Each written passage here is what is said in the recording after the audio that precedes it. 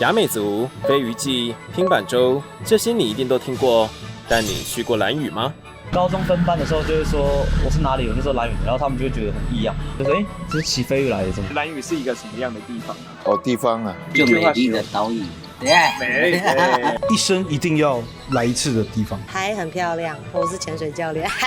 再来就是不方便，不方便其实也不错，强迫你的步调变慢。虽然蛮淳朴，然后步调很慢，就是比起跟绿岛便利到会有点没有人情味的那种感觉。养老的好地方，这个以后你老了也可以来这边养老，这个也可以入到我这个父去。你要收我为儿子是不是？啊，对，我还有一个女儿的，不过要见个面才行。我看你帅帅的，我再这么说。突然就约了一场相亲呢。台东县兰屿乡位于台东外海东南方，抵达的方式有2种，一种是从台东碰运气搭飞机，又或者是搭2个多小时的船。由于季风与侧风影响，往兰屿的航班停飞停航的几率非常大，也因此兰屿又被称为最难抵达的离岛。没有积点福报烧点好香，还真的是难以抵达。不过也因为如此，让兰屿得以保留了相对完整的原住民文化，原住民人口占了全岛的88%。本次哈哈台来到这座美丽的小岛，带你一起揭开兰屿的神秘面纱。欢迎订阅哈哈台频道以及分享影片，也欢迎扫描 QR Code 追踪哈哈台成员们的 IG 账号。同时，如果你喜欢主持人身上的哈哈台衣服、哈哈台周边商品或是联名商品，又或者是任何合作伙伴的优惠链接，都能够在里面找到购买。感谢你的支持。首先，农会一旁的黑哥介绍起了兰屿的特色。我们是最特色的地方，我讲水一岛，不要说你落成啦。船、斗母舟、跳歌啦，你一定要从一头啊，那个要拜拜啊，喜气的。对，当做我们兰屿大屋主的那个文化，要虚己，要短且置换。你知道，就是芋头，其实有些人不太敢吃。我想跟你讲，现在年轻人，来，我们用10岁来讲以下的。不止一头的那个是神经病的人，你不是大屋主，你不是大屋主的小孩，不干脆你是要回去台湾了。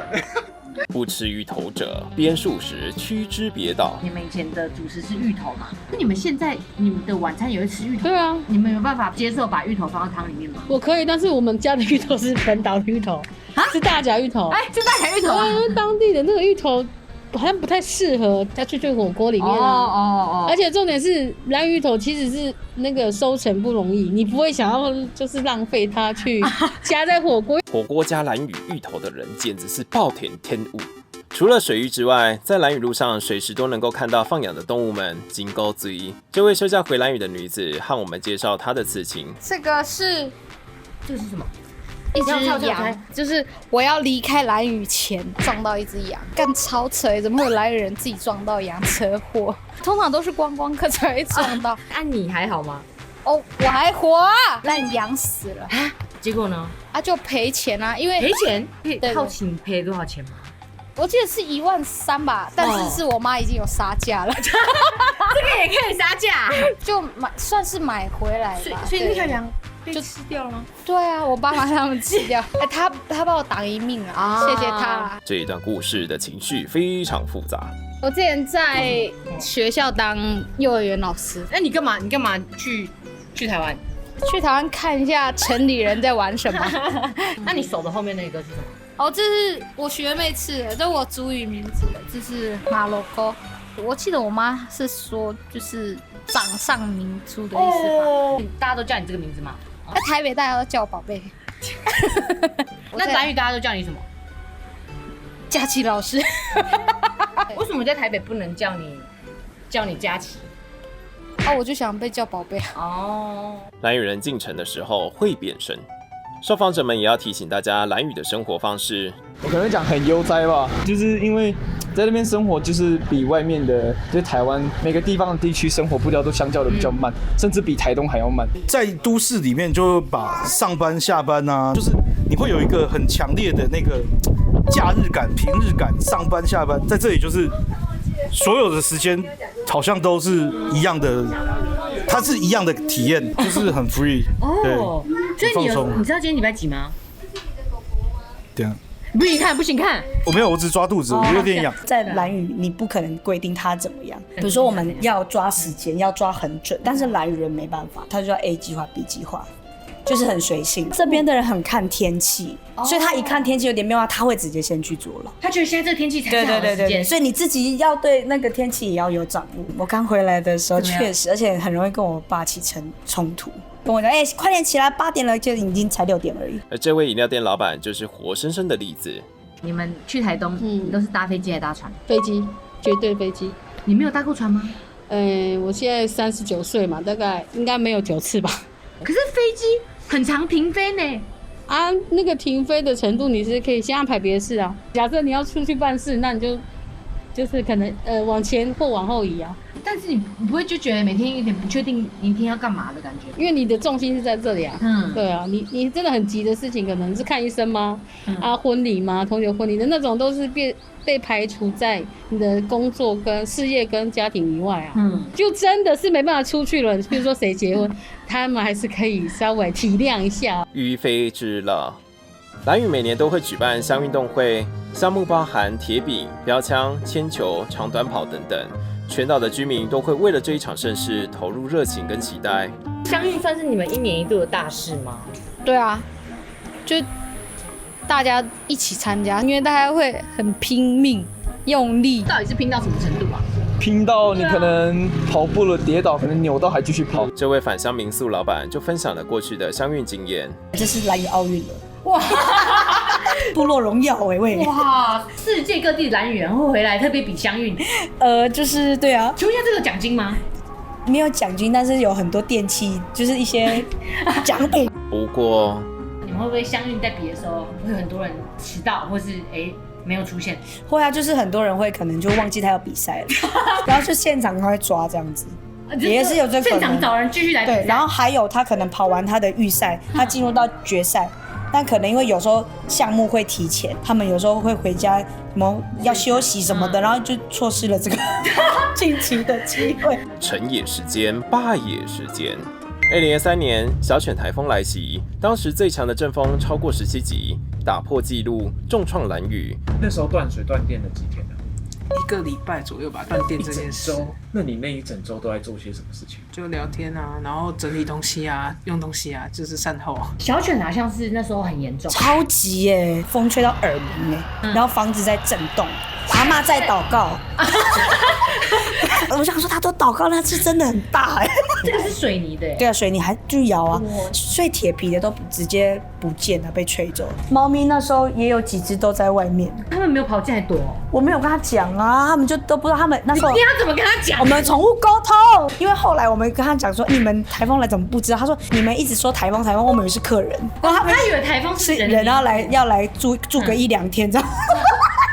在兰屿的猫都比我还要幽默，但我们意外的发现，而且第2天大家不是没水没电用，然后大家第一件事情先拿那个烤肉出来烤。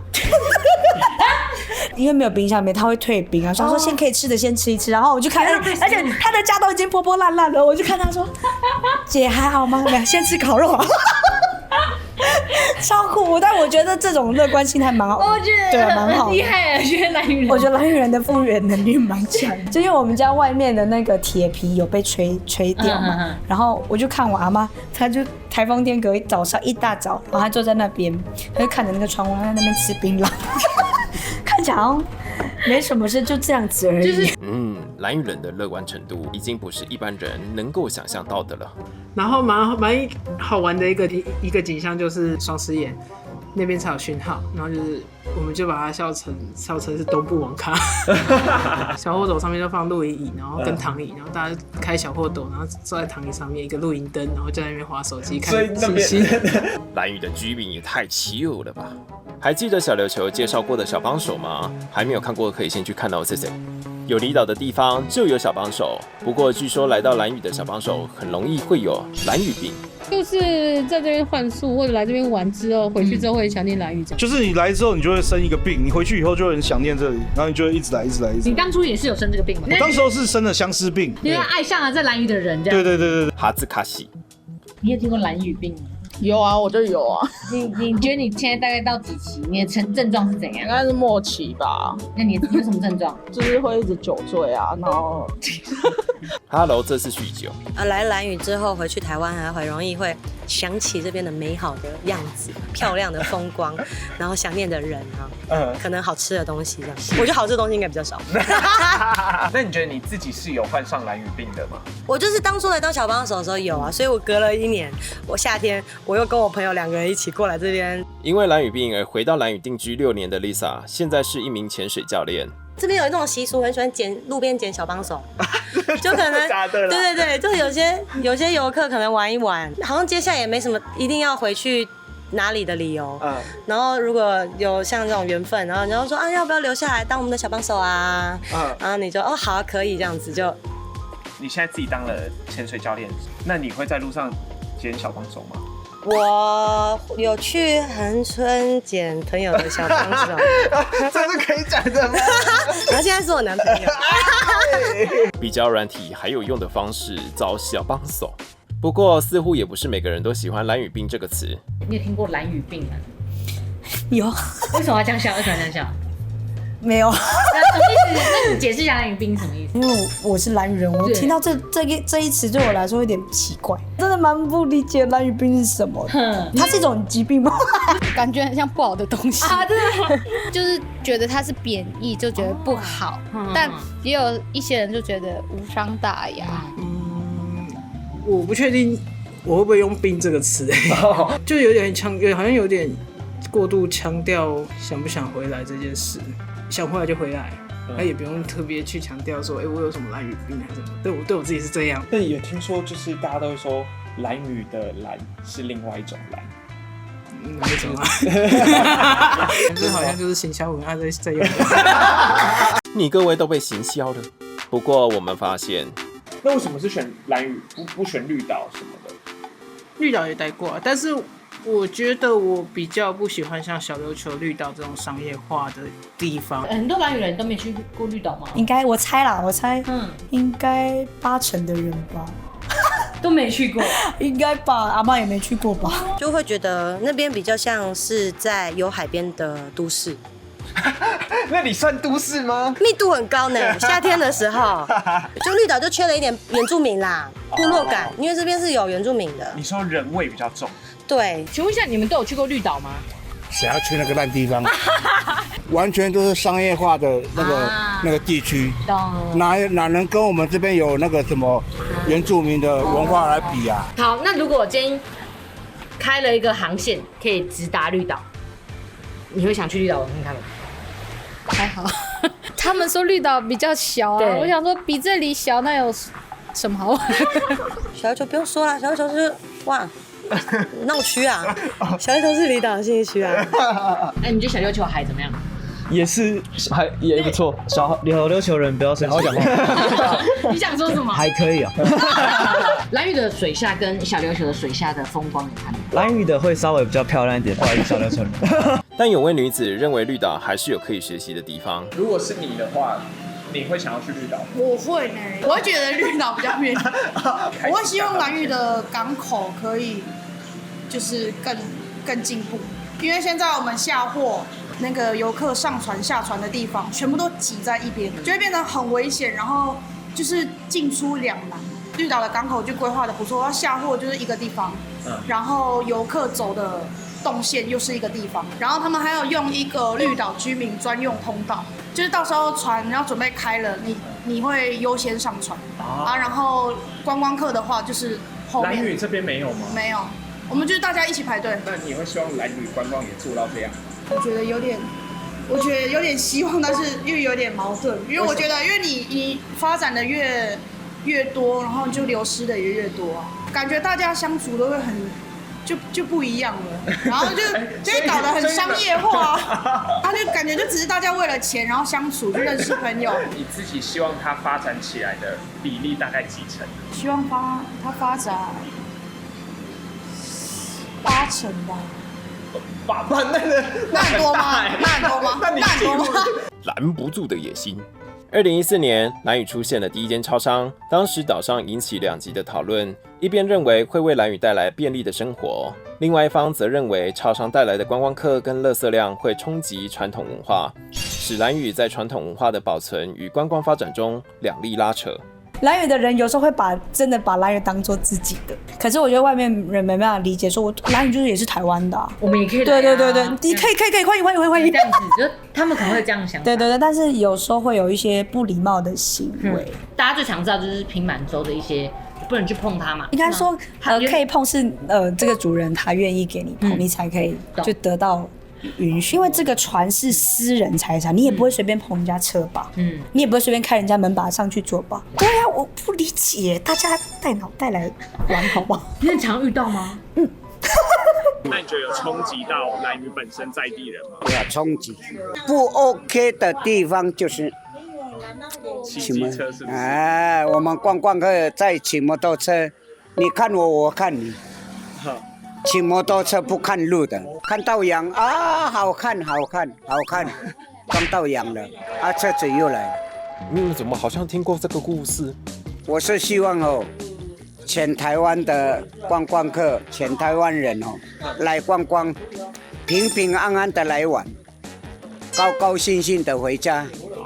对不对？高高兴兴的来玩，平平安安的回家，我给他颠倒，我故意跟你颠倒的。另外一边的奶奶也碰到了观光客带来的冲击。兰屿有什么好玩的，对不对？有没有什么好看的东西？可是大家都觉得兰屿很漂亮兰屿漂亮是漂亮，那个什么风景好是好了。对啊。但是我不能讲，会污染。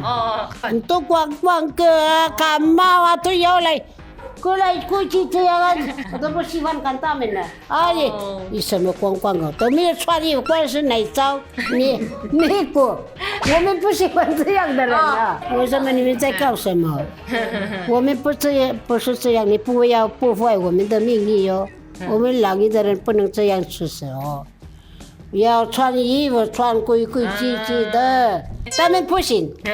傻嘎姑啊，奶奶呀，个老掉啊，什么看呢？你们什么好看啊？出去！这个地方只能有一个奶奶。因为兰屿主要的美的话就是当地的文化嘛。如果变成太观望的话，就会有点比较失焦，看不到原本兰屿的美。我感觉你们好像也不想要太多观光客，可是。是不是也不能完全没有？对，不能完全没有，因为如果没有观光客的话，就代表我们兰屿没有钱赚，也没有经济。那你觉得现在有平衡吗？现在我觉得有。我在这个传统跟这个现代这个中间，我要过现代吗？还是要回头要过这个原始的生活？那你怎么拉？这个转我两面都过啊，我也可以配合这样那个传统的，我也可以那个跟现代的人过这样的生活。你不可能以那个传统的生活来配现代的这个那个生活吧？这是一个时代的潮流。如果你说现在观光发展起来，部落的年轻人才愿意回来，才有工作做。我觉得你有因为观光的关系，年轻人有机会可以回来这边，然后如果你夏天是有赚到一些观光财，但冬天休息的时候，有大半年时你可以做你的部落文化的事情，雕拼板舟啊、母语的教学啊、传承这些都可以。其实我们部落还蛮多年轻人在做文化传承这一块的，就其实蛮多这些文化的事情是在不是观光的时候，或是观光客看不到的地方发生的。除此之外 ，Lisa 还发现了兰屿更需要的东西。兰屿需要可以让老外来提款的提款机，我们的没有一台提款机，老外可以提款的。我最近遇到老外要跟我换钱的，我可以配票给你，然后跟你换现金吗？好像邮局的不能跨国提款，只能换汇，不能提款，好扯。雅美族又称为达悟族，是台湾唯一传统聚落分布在离岛的原住民族。飞鱼祭、拼板舟、地下屋的传统文化是雅美族广为人知的代表。因为兰屿跟台湾的原住民会比较不一样的是，我们兰屿比较会偏东南亚，因为兰屿的话比较不算高山族，我们算海洋民族。我们算是菲律宾，可是我们离菲律宾有点距离，离台湾比较近。因为我们跟巴丹岛那边有70%的语言是相通的，所以其实你们比较像菲律宾，然后被中华民国分。开玩笑。雅美族族语属于南岛语系中的巴丹语群，也是台湾唯一属于马来、波利尼亚语族的原住民，被联合国教科文组织认定为濒危语言。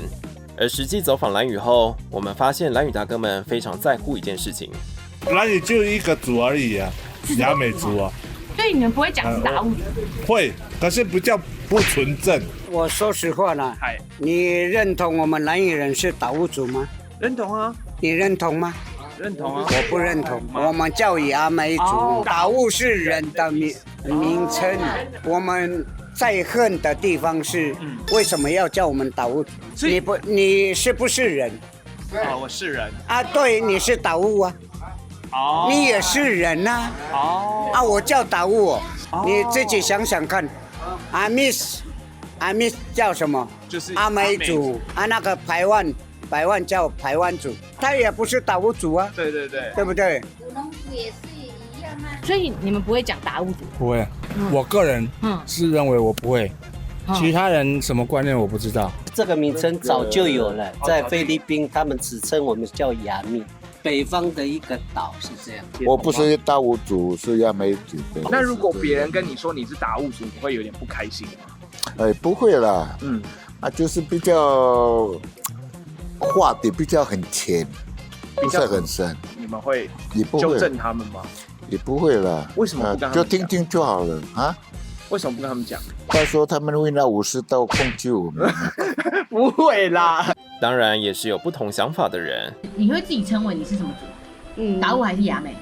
现在都讲达悟雅美好像就是比较有那个文化根源的那个意涵在。我是觉得两个都可以啦，就不用那么严格。我觉得没有所谓的对跟错，只是习惯。像长辈，像我阿嬷的年代，他们习惯叫雅美。现在有两派说法，因为就是有些人觉得是达悟，有些人是觉得雅美族，就看自己啊。那你呢？你是哪一派的？我其实觉得还好，雅美族或达悟族都可以。因为雅美族的话是之前日治时代来，鸟居龙藏有一个学家有来台湾，然后来兰屿之后可能要调查兰屿，可能跟兰屿沟通，但是他可能问你们是什么，然后他说可能雅闷，然后他们听成雅美、雅米，然后后面就是打雅米，后面就变雅美。你们好像比较习惯用达悟，我发现年轻一辈的话，对我们比较喜欢自己叫是达悟族。那你自己自我认同，你觉得应该是达悟族还是雅美族？达悟吧。你会觉得自己是达悟？对啊，只能说就是一个世代差异。族民认同竟然成为长辈与年轻人之间的分水岭，但在红头部落的长老对这件事情不甚满意。我有出一本书。你还有出书？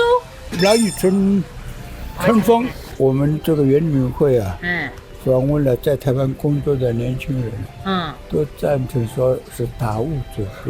是年轻人，年轻人这样讲。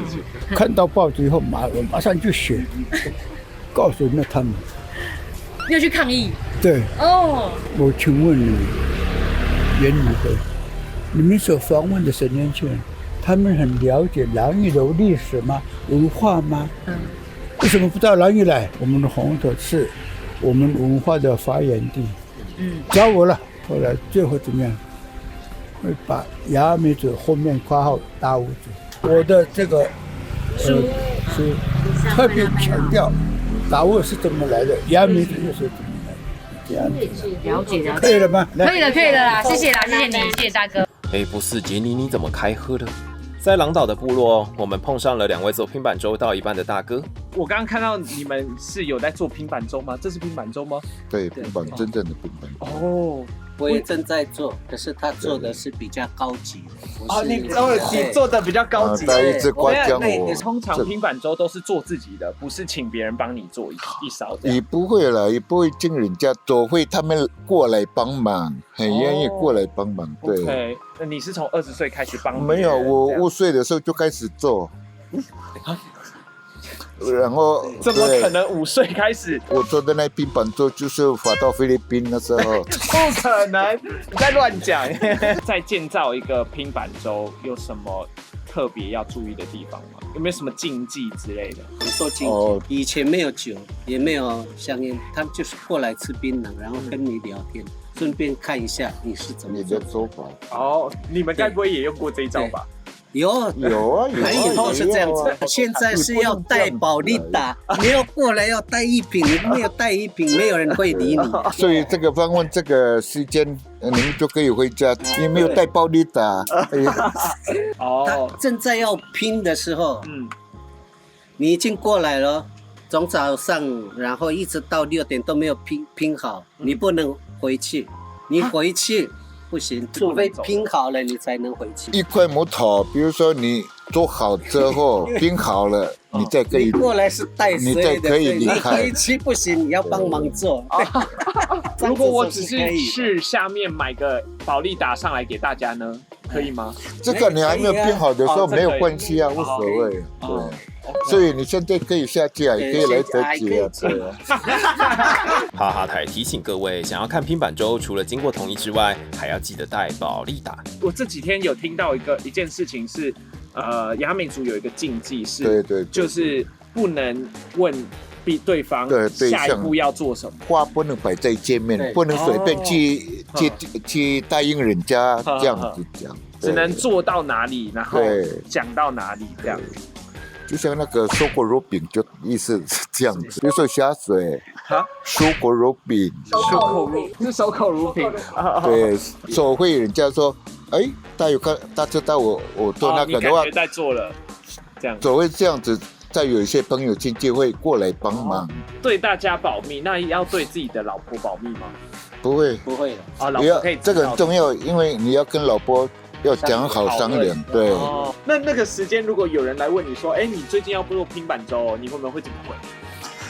什么东西啊？他已经回你了。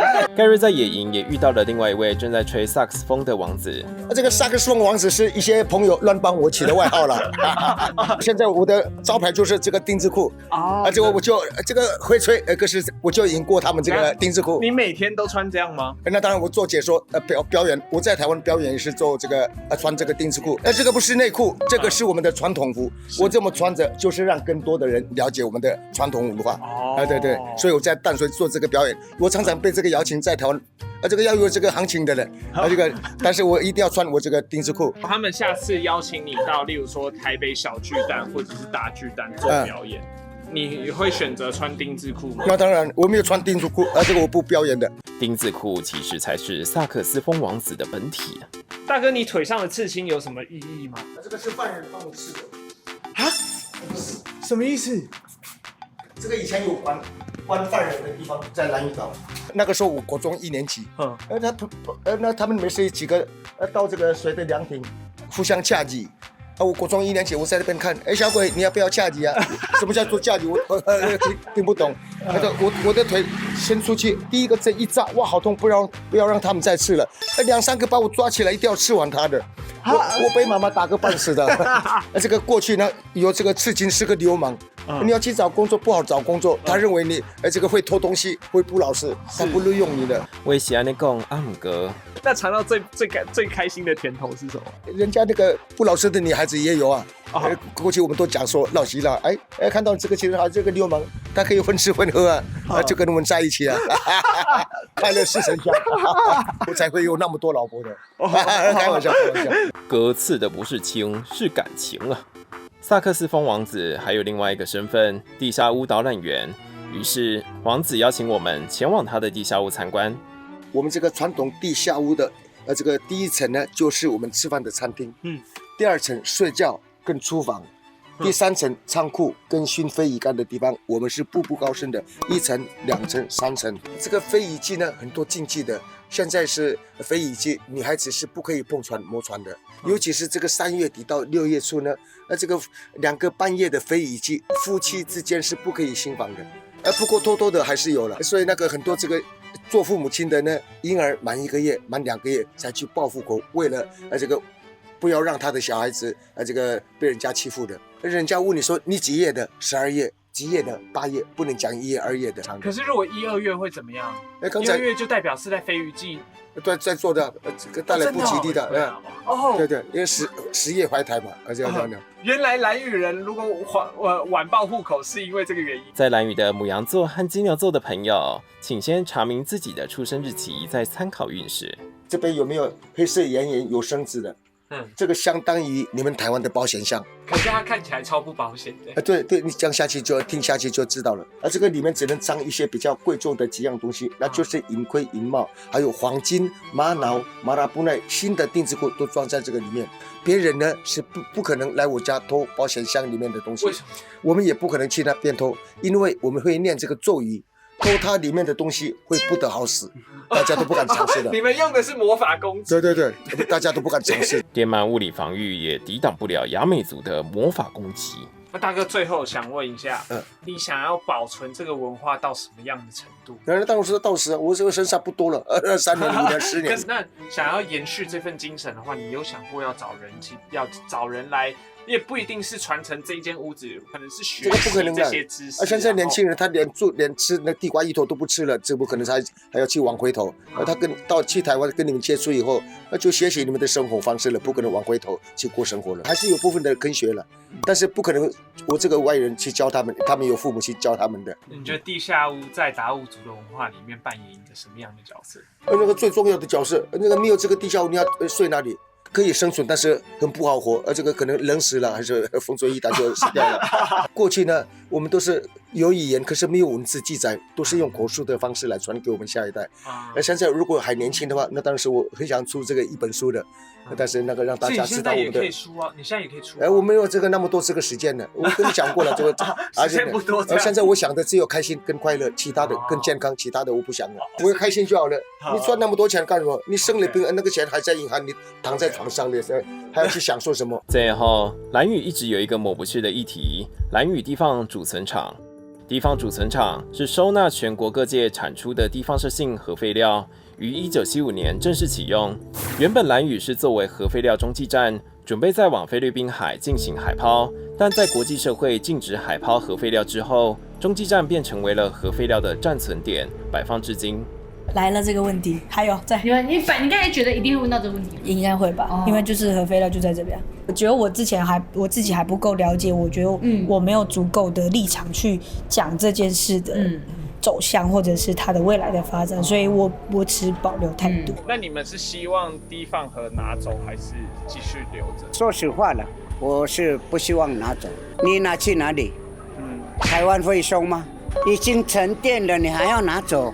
你要把我们兰屿的那个土给它挖出去，干脆就放着嘛。虽然他们是说那个指数是真的比较低，但是我是觉得不知道，因为近几年癌症的人也是蛮多的，但是又没有办法证明说是他造成的啊。对啊，对，我觉得我是站在希望他迁出的立场，对。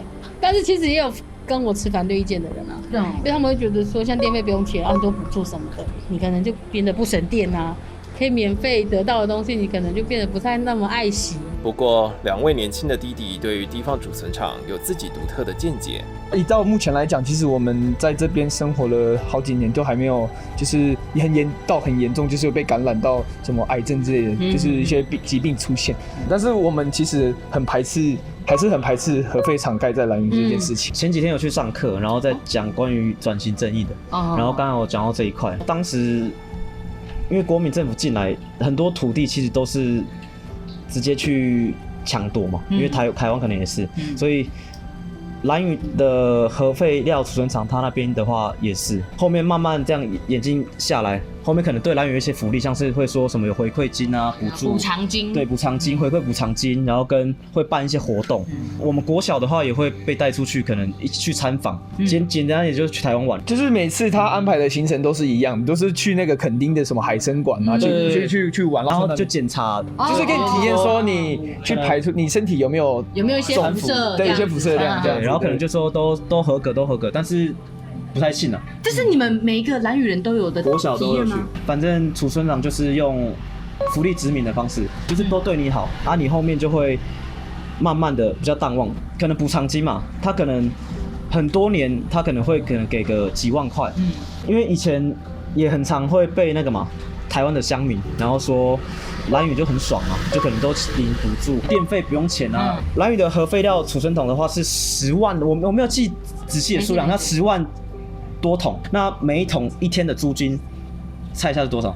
所以它至少一桶要2000，它一天只要50块，一桶只要50块。对，那它全部10万桶，它平均下来一天是50块。哦，对，所以要说这河费要放你家，然后1天50块，你愿意吗？啊，答案的话就是看你怎么想，不准看你怎么想。结论：低放河的去留，雅美族或是达悟族传统部落，亦或是转型观光，以及部落文化的保存。在兰屿，很多事情和航班一样，充满着不确定性，没有办法马上得到答案，只能交由时间带领小岛谱出下一个章节。对我来说，这是一个充满无限可能的地方，因为这个地方的美曾经让我的人生有很大的感动嘛，也改变我的人生很多。如果你真的想要了解，那你就去趟兰屿吧。欢迎你们来兰屿玩。大家如果真的觉得自己有压力还是怎样，就心情不好，可以来兰屿玩一玩，排个3天就好了，不一定要1个礼拜。对，就来这边放松一下。Apabila kamu tahu do pongso, maka berak kamu， 就是对你们在兰屿的人，祝你们平安快乐。在人生中找不到答案的时候，就去一趟兰屿吧，或许你也可以体验到时间就是最好的解答。7点半那个阿嫂要练香韵要跳舞，有没有去跳？阿嫂是什么？就是阿姨跳，要去跳，你没有空吗？好像可7点半在哪里啊？好像在广场那个警察局的广场。也就我们刚刚有听那个受访者说，他们今天晚上7点半呢，因为他们那个乡运会很重要，然后他们要这个东清乡要练那个表演舞蹈，要来跳，要来练习。他说晚上7点半在这个警察局对面的广场，就是我们眼前这边。然后警察局。对。现在时间是7点40分。人嘞？我们给他们一点时间好，我们待到8点。对，我们如果他们还在的，他们8点前有出现，那我们就拍。8点没出现，那姐姐们，希望你们是我们的损失啊。对，好，2号姐出现喽。我感觉他要来看一下哦，我感觉他就是来练。2号姐停一下又走喽。他刚才有试图想上去哦，但好像发现没有人，就取消了。吉欧多玛得让我们看一下重播。阿嫂们早就已经到了，在后面那边啊！原来错的是我们。对啊，好好笑。